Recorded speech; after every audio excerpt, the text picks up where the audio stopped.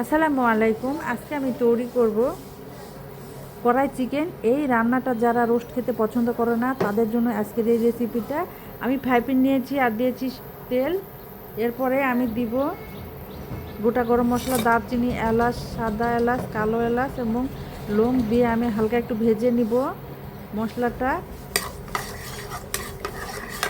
হালকা একটু মশলা ভেজে নিলে গন্ধটা একটু মশলার ভালো আসে এবং ফ্লেভারটাও ভালো পাওয়া যায়। এর জন্য হালকা ভেজে নিতে হবে। এরপরে দিব চিকেনটাও আমি ভালোভাবে ভেজে নিব।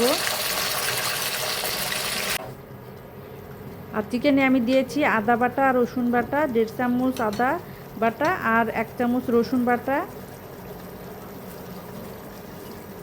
এরপরে দিব হাফ চামচ জিরা গুঁড়া, হাফ চামচ ধনিয়া গুঁড়া, হাফ চামচ এলাচ গুঁড়া, মরিচ 1 চামচ, হলুদ 1 চামচ, লবণ 1 চামচ এবং গোটা জিরে দিব 1 চামচ। এরপর আমি ভালোভাবে চিকেনের সঙ্গে মিশিয়ে নিব যাতে চিকেনের সঙ্গে সব মশলা মিশে যায় এবং চুলার হিটটা এই সময় আমি কম রেখে চিকেনগুলো ভালোভাবে নেড়ে নিব। যেহেতু কড়াই চিকেন এখানে কোনো পানি দেওয়ার প্রয়োজন হবে না, এমনি পানি উঠে আসবে, সেই পানিতে আমি মাংসটা রান্না করব। এরপর আমি দিব পেঁয়াজ আর কাঁচামরিচ 2টা, তেজপাতা 2টা।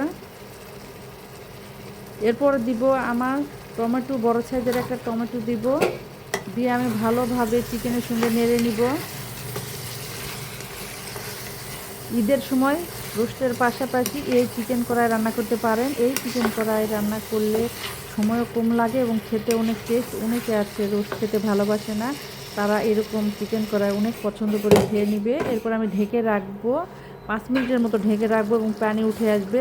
এই পানিতেই আমার রান্না হয়ে যাবে। চিকেন কড়াইয়ের একটা মূল্য তো পানি দেওয়া যাবে না, যে পানি চিকেনের উঠবে সেই পানিতে রান্না হয়ে যাবে এবং অল্প মশলা রান্না হয় এই চিকেন কড়াই। আবার আমি ঢেকে দেবো 2 মিনিটের জন্য। ঘরে থাকা মশলা দিয়ে রান্নাটা করা যায়। এই রেসিপিটা আমার অনেক পছন্দের একটা রেসিপি। ঈদে বা কোনো একটা অকেশন অনুষ্ঠানে এই রেসিপিটা আমরা তৈরি করে থাকি। একটু সময় লাগে রান্না করতে, যেহেতু চিকেন পানি ব্যবহার হবে না, এর জন্য একটু সময় লাগবে রান্না করতে। এই রান্নাটা যখন কমপ্লিট হয় আউটলুকটা দেখে বুঝতে পারবেন যে কতটা টেস্টি হয়। এই রান্নাটা যখন করবেন, যাকে খাওয়াবেন সে প্রশংসায় আপনার উপর খুশি হয়ে যাবে এবং বারবার নেড়ে দিতে হবে, যেহেতু এখানে পানি ব্যবহার হয়নি, যাতে তলানিতে না লেগে যায়। এভাবে কড়াই চিকেন বেশি ঝোল থাকবে না এবং কড়াইয়ের সঙ্গে লেগে লেগে থাকবে এরকম একটা, এবং অতিরিক্ত তেল দেওয়া যাবে না, পরিমাণ মতো তেল দিতে হবে। রান্নাটা আমার কমপ্লিট, উঠিয়ে নেব। এই রেসিপিটা তৈরিটা কেমন হয়েছে এবং আপনাদের কাছে কেমন লেগেছে কমেন্টে জানাবেন।